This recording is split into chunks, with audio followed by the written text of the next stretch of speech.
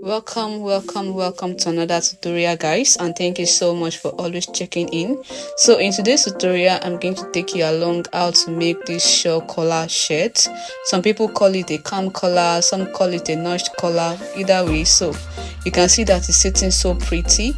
So guys, if you are ready, don't forget to subscribe, like. If you have any question as we go by, please do also drop it in the comment section. And if you're ready, guys, let's just get into the video.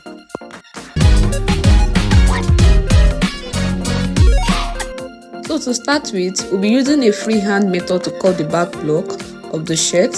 So the back block is going to be a full block, and that is what we are going to be cutting first, and it's going to be on a fold. Next, by placing the shoulder measurement. The shoulder is 7, the arm circumference plus its allowance is also 7. The chest line is 5 inches below the starting line. The chest line at the back divided by 2, circumference is 6.5 quarters, so we connect it back to the shoulder. At the armhole line, be placing the bust measurement divided by 4. For this is 9 inches. Then we'll be adding 1.5 inches allowance. Then we'll draw out our armhole curve. The length of the shirt plus its hemming allowance is 19 inches. We're going to go ahead and rule that out. So at the neckline, we'll be using a neck width of 3 inches and 1 inch for the neck depth. So this is just for only the back neck depth. So we'll connect it like the curve. And having done that, we'll take 0.5 inches at the shoulder slope. We connect it back to the neckline. So at the hemming, we'll be using the same measurement at the bust, also at the hemming. So we'll just connect it like a straight line. Then we'll go ahead to cut out the back block. So having cut out the back block, we are just going to keep that piece. Then we are going to go ahead to draft the front part of the shirt. So for the front block, the first thing to do is to rule out 3 inches vertically, just like I'm doing. So this is where our button rack will also be marked from. It may be in excess, but that is not really a big deal. So we'll just go ahead and mark it out, then we roll it out. And also horizontally, we are going to go down from the starting point with about 5 inches. We are going to mark this, and we are also going to roll this out as well. So this place is where we are going to be marking our collar from. Then having done that, the next thing for us to do is to mark our shoulder measurement like we did for the back. Mark the chest line, the arm circumference, the length of the shirt. We just go ahead to input the measurement. We draw out our armhole curve just like we did for the back. So we'll be maintaining the same neck width of the back also at the front. That is 3 inches. So the neck width at the front is also going to be 3 inches. So for the neck depth of the front, a basic shirt to say is about 3 inches for an adult. So for this as well, we are going to be using 3 inches for the neck depth. And having done that, we just go ahead to draw the neckline curve for the front. The next thing for us to mark out is the shirt button rack. And for this, we'll be considering about 1 inches. So we'll go ahead to mark out the 1 inch starting from the center front. We'll mark the 1 inches, then we'll roll it out. Then having done that, the next thing to do is to determine the depth of our shawl collar. So for this, I'll be considering about 8 inches. So we'll mark out the 8 inches starting from the button rack. Then having done that, we'll connect the 8 inches like a V style line back to the neckline for the front, just like the way it's appearing by the camera. So having done that, we'll just go ahead and use some small dash line to rule out our neck width for the front. We'll just go ahead and trace it out just like I'm doing. Then having done that, that is going to be a guide for our collar. We go ahead and take our back block. Then we'll measure the neck circumference just like I'm doing. So for this, it's about 3.5 inches. We'll keep the back block. Then we'll go ahead to place the 3.5 inches at the front neck width. So we mark it out. Then having done that, we go outward with about 0.5 inches so it can relax well.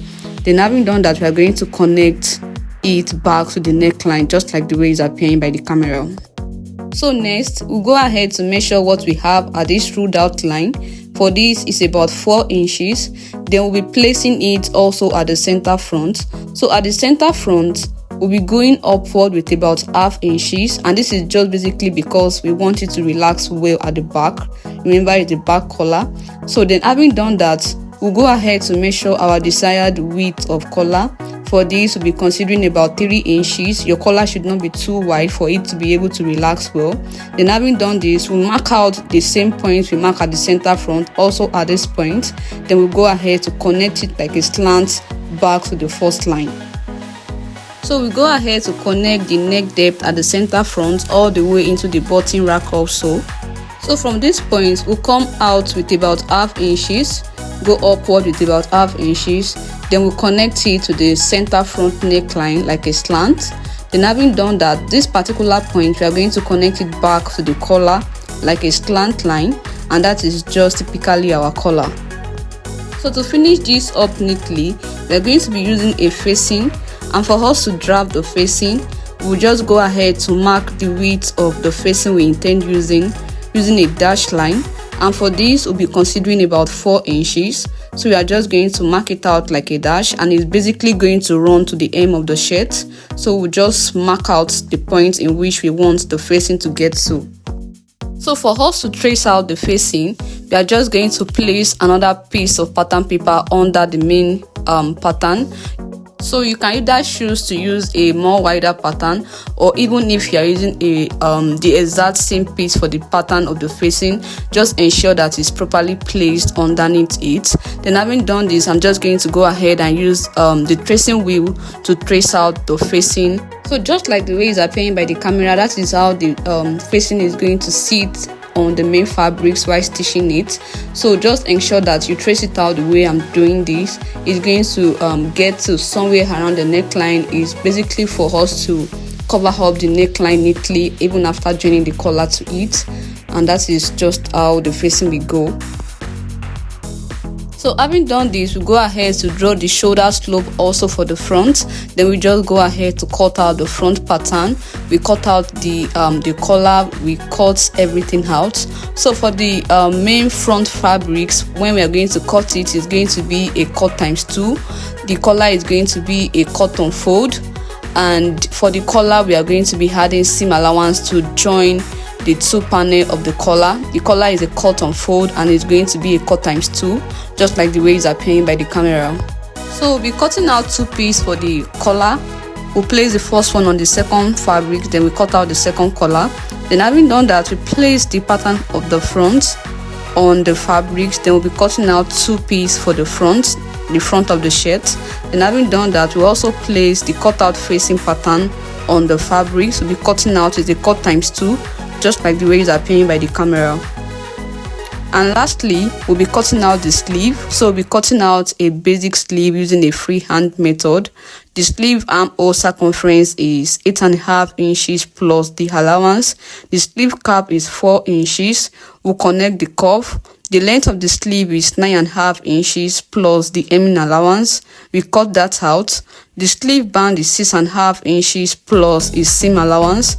Then we go ahead to connect it back to the armhole of the sleeve.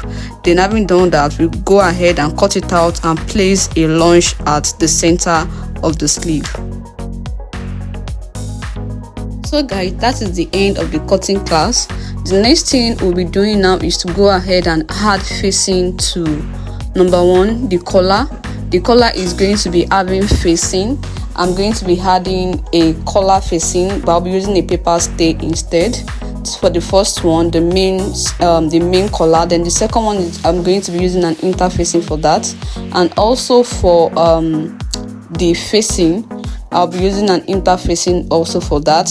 Then for the front, I'll be putting a 3 inches facing also at the center front towards the button rack, just like the way it's appearing by the camera. So the last thing we'll be doing is to place lunges on the collar. This can be somehow tricky, but just relax with to hear me out. So the first thing to do is to fold the collar into 2, just like I'm doing. Then having done that, we'll go back to our pattern. So first, we'll be placing a lunge at where the facing will be ending. We are going to try to get that from our pattern paper. Then having done that, we are going to mark it out. We'll place it on the main fabrics. Then we are going to go ahead and place the first lunge on the collar. It's going to be our first lunge. So we go ahead to place lunge at the center of the collar and also at the center back. So also we go back to the pattern paper for the collar. We make the pattern paper for the collar and the front pattern align. Then we assume as if we want to fold the shawl collar, and this is just for us to be able to determine the length of hemming at the main collar. So that is about 1 inch from the facing lunge. So we'll be placing the lunge at this part of the collar as well. Then we go ahead and transfer this lunge also to the main fabrics, just like the way it's appearing by the camera. So having done this, the next thing for us to do is to get to the sewing machine and stitch it down. So for the sewing, the first thing to do is to make the front part of the front block and the back. We go ahead to join the shoulder. The second part, we just go ahead and join the shoulder. On that, we use about ½ inch to join the side. The rest of the allowance is going to be used for easiness for the shirt. So just join the shirt with about ½ inch. So having done this, we take our shirt, then we open it up to the front side. Then having done that, we are going to take our collar, the two pieces of the collar. Then we are going to start stitching it, starting from the first lunge. We stitch it all over, then back to the first lunge at the other side, just like the way it's appearing by the camera. We are going to stitch it all around, excluding the part in which we have lunged out. Then having done that, we go ahead and place lunges on it for it to be able to relax well. Then after that, we go ahead to open up the collar to the front side. So after opening it up, we are going to take the collar and we are going to make the center part of the collar align with the center of the back in which we have placed lunged at.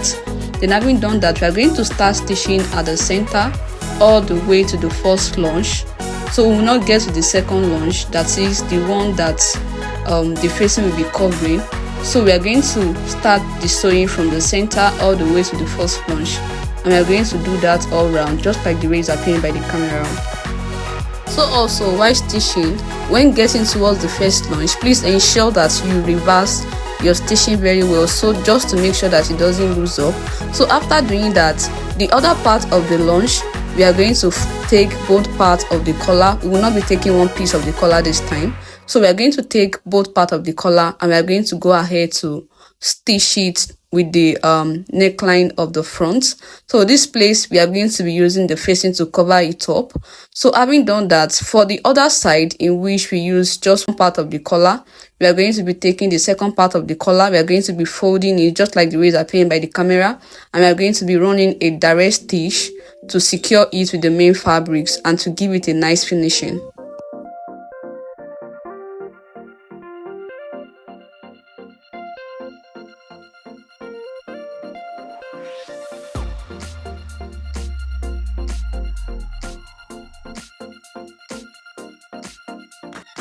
So to finish that up, we are going to take the facing in which we have added the interfacing to. We are going to start stitching starting from the hem, just like the way it's appearing by the camera.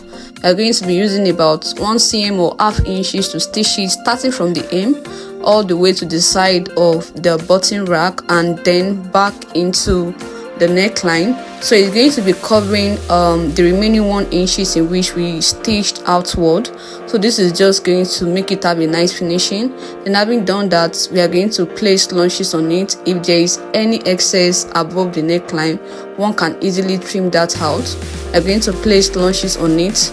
Then having done that, we are going to turn it inward to face the inner part of the main fabrics. So there is this part 1 inch in which we did not stitch down. We are going to be using an hemming gum to finish that place up, and you can see that it's coming out so nice. So we'll be repeating the same procedure also for the second part of the front panel of the shirt, the second part. So after doing this, the last thing for us to do, we are going to go ahead and finish up the hem. So we are going to just fold in the little piece in which we have hem, considering the facing. We'll go ahead, starting from the facing part, we'll go ahead and just stitch it all down back to the second panel of the front of the shirt, just like the way it's appearing by. So we go ahead to open up the shirt. We make the front side outward. Then having done that, we take our pattern paper. Then we use that as a guide for us to fold our shawl collar. Then having done that, we can just use a pin to hold it. We are still going to use an iron to press it down and make it relax so well. So we are going to be using an hemming gum to finish off the inner parts for the hem of the facing. So we are going to make the collar face each other just like the way it's appearing by the camera. Then having done that, we go ahead to work on the sleeve. We'll tape the hemming of the sleeve. Then we go ahead to attach the sleeve all round the armhole of the shirt. So after fixing both sleeves of the shirt, this is how it looks like. You can see that it's looking out so fine. So I've also gone ahead to use an hemming gum to finish up the facing with the main fabrics, and this is how it looks like. You can see that it's looking all nice. So the next thing for us to do is to mark out the button rack where we are going to be placing our buttonhole. So for this, firstly we are going to place one button directly at where the collar are intertwined. So we are going to mark out that place, and also starting from that point we'll go down with about 4 inches. We'll mark out the 4 inches, and also from the 4 inches we mark out another 4 inches. So that will be the last buttonhole because it's already at the hem. So having done this, the next thing to do, I'm going to go to the sewing machine, and I'm going to go ahead and use my sewing machine to make reverse stitching. Sorry, I could not show that part. So I'm going to make a reverse stitching. Then having done that, we are going to use our scissors to cut it out. Then that is where we are going to be passing our button to. So the button is going to be sitting at the other part of the shirt, and we are going to be bringing it out at the buttonhole. So guys, thank you so much for watching. I believe you have learned 1 or 2 things. Please do well to subscribe to my YouTube channel for more tutorial like this. Turn on your notification bell so you can be informed when I post new tutorial. And if you have any comments, any question or any suggestion, please do also drop it in the comment section, and I'll see you guys in my next video.